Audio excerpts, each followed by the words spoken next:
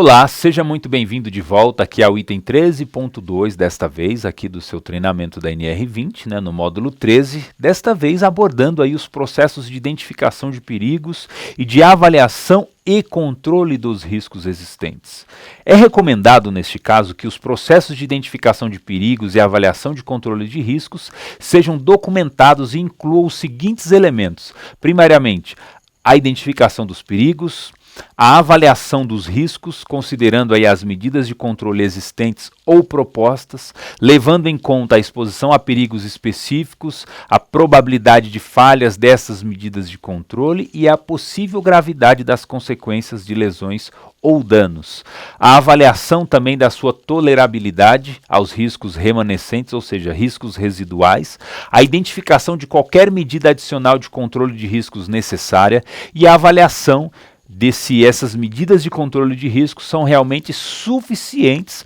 para reduzir os riscos a um nível ali tolerável, ou seja, aceitável,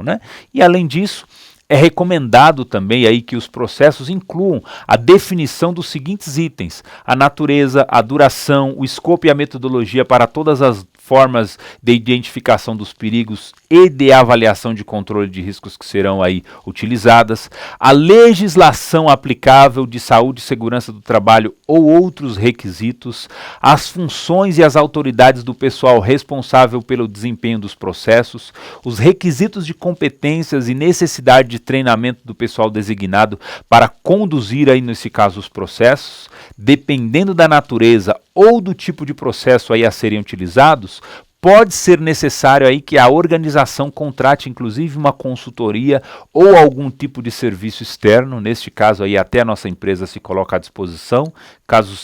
seja do seu interesse ou necessidade, entre em contato com o nosso time da área comercial. E o uso de informações provenientes de consultas aos funcionários, análises críticas, atividades de melhoria como possíveis kaizens. Tais atividades podem ser tanto de natureza reativa como também de natureza proativa. O modo como são considerados então os riscos de erros humanos dentro dos processos que estão sendo aí examinados, os perigos oriundos também de materiais, instalações ou equipamentos que se degradam com o passar do tempo, especialmente quando esses estão aí nesse caso armazenados, E as ações subsequentes que são necessárias aí para a continuidade dos processos de segurança. Para acompanhar então aí o desenvolvimento dos processos de identificação de perigos e de avaliação e controle dos riscos, é recomendado que haja aí uma clara evidência de quais ações corretivas ou preventivas identificadas aí como necessárias são monitoradas para serem concluídas no prazo previsto. Isso pode inclusive exigir que sejam conduzidos processos adicionais de identificação de perigos e de avaliação dos riscos, que reflitam aí nas alterações propostas nas medidas de controle de riscos e proporcionem estimativas revisadas dos riscos residuais aí encontrados. É recomendado também que se comunique à administração os resultados e o progresso alcançado ao término aí das ações corretivas e preventivas, como entrada para análise crítica pela administração e para o estabelecimento também de objetivos novos ou revisões aí de saúde e de segurança do trabalho. É recomendado também que a organização se posicione de tal forma que possa determinar aí a competência do pessoal responsável por tarefas perigosas específicas. É consistente também, se o pessoal envolvido com essas tarefas, se tudo que eles estão fazendo realmente são coisas consistentes, com a competência especificada, inclusive, através aí dos processos de avaliação dos riscos e no estabelecimento dos controles dos riscos necessários. É recomendado também que a informação proveniente da experiência operacional subsequente seja utilizada neste caso, ou seja, contar com o apoio de quem já tem bastante experiência quando aplicável, inclusive nos processos ali de modificação, ou dados nos quais esses processos possivelmente aí estejam baseados. Além disso, conforme preconizado lá no item 13.2.2, é importante que exista para todos os membros das equipes aí o treinamento, a conscientização e a competência, né? Para a norma OSAS 18001, que foi aí neste caso substituída recentemente pela ISO 45001, a empresa ela deve estabelecer aí um procedimento para identificar e prover as competências necessárias para se exercer cada um dos cargos existentes, podendo aí considerar inclusive as seguintes fontes, né? Demandas relacionadas aos objetivos e programas de gestão de saúde e de segurança do trabalho, requisitos legais e outras exigências, procedimentos e instruções de segurança já existentes, resultados de avaliação de desempenho de equipes, identificação dos perigos e avaliação dos riscos, antecipação das necessidades aí de sucessão de gerentes e outras possíveis forças de trabalho, alterações em processos, alterações de ferramentas, alterações de equipamentos. As competências, elas podem inclusive ser estabelecidas em documentos, que é utilizado aí como uma base para a realização de novas contratações, mudanças de funções e para identificação de necessidades de novos treinamentos, para a garantia de que não hajam pessoas inabilitadas possivelmente aí realizando atividades de risco, né? E a preparação para atendimento a emergências, segundo aí as normas, como por exemplo a OSAS 18001 de 1999, substituída aí recentemente pela 45001, né? A organização ela deve analisar criticamente os planos e os procedimentos de preparação e atendimento a emergências, especialmente após a ocorrência de possíveis incidentes ou situações de emergência, com base aí nos perigos existentes. Então deve-se identificar as hipóteses de emergências, considerando todos os novos perigos que possam surgir e suas decorrentes hipóteses de emergência, como por exemplo, novas instalações, novos equipamentos, introdução de novos materiais e serviços. Então, nenhuma atividade ela pode ser realizada de uma maneira totalmente segura. Dessa forma, então, a empresa ela deve ter planos ou procedimentos que definam aí como agir em uma eventual situação de emergência e que poderá se tornar aí a diferença entre um pequeno acidente e um possível evento também catastrófico, né?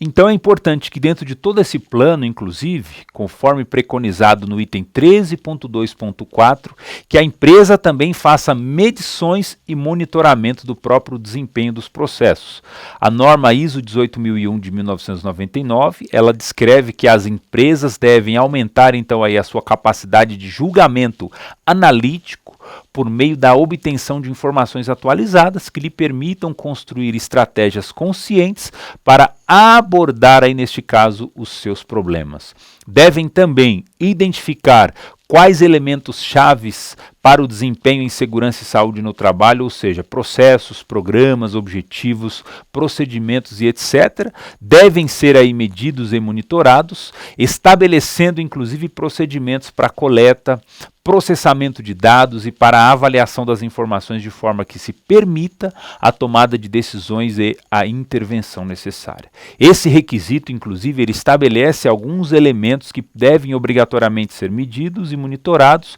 como, por exemplo, o atendimento dos objetivos e das leis e as normas aplicáveis, os acidentes e os quase acidentes. Recomenda-se, então, que o sistema de gestão de segurança e saúde complete entre os seus elementos e mecanismos adequados, né, para obter e processar informações que sejam capazes de proporcionar não somente aí interpretações adequadas sobre os eventos passados, mas assegurar aí a compreensão dos processos organizacionais, a fim de que essas informações possam ser incorporadas aí ao ciclo de melhoria contínua, né? Esse requisito também exige que, com base em suas informações de medição e monitoramento, devem ser identificados e controlados os equipamentos de medição utilizados. Essa exigência, inclusive, ela busca assegurar que os equipamentos utilizados estejam adequados aí ao seu uso e com a precisão aí exigida, garantindo a confiabilidade das medições aí realizadas, né? E acidentes e incidentes, por exemplo, ações não conformes e ações preventivas e corretivas. Para a norma OSAS 18001, estes procedimentos devem requerer que toda ação preventiva e corretiva proposta seja analisada aí criticamente durante o processo de avaliação de riscos antes de sua implementação. Qualquer ação, então, preventiva ou corretiva tomada para eliminar as causas das não conformidades reais ou potenciais deve ser aí adequada à magnitude dos problemas e proporcional aos riscos de segurança e saúde no trabalho aí encontrado. A organização, então, deve implementar e registrar quaisquer mudanças e procedimentos aí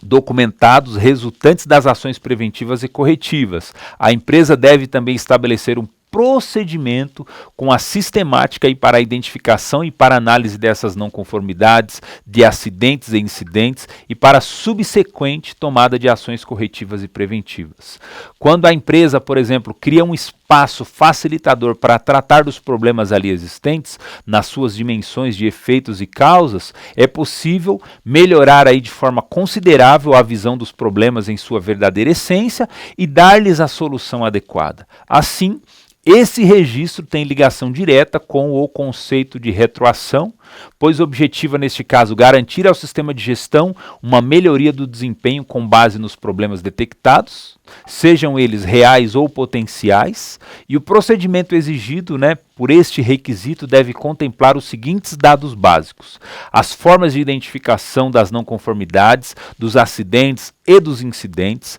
técnicas utilizadas para a investigação das causas, forma de planejamento das ações necessárias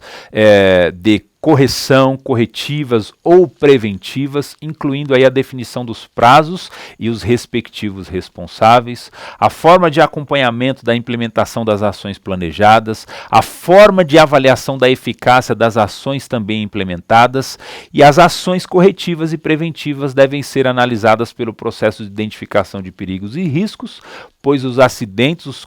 ou quase acidentes podem ser aí resultantes de um perigo que não foi, neste caso aí, identificado, ou que não foi controlado de maneira eficaz, além da possibilidade de surgirem perigos resultantes dessas ações estabelecidas, tá legal? E no mais a gente vai ficando por aqui, logo nós voltamos novamente, ainda dando continuidade a algumas técnicas de análise de risco, para que o seu programa de prevenção seja cada vez mais completo, tá bom? Qualquer dúvida que você tiver, não deixe de falar com o nosso time de suporte, releia novamente a sua apostila, os itens principais, para que você possa fazer aí posteriormente a sua avaliação de proficiência e obter a sua certificação, tá bom? Um grande abraço e até já no nosso próximo conteúdo. Tchau, tchau.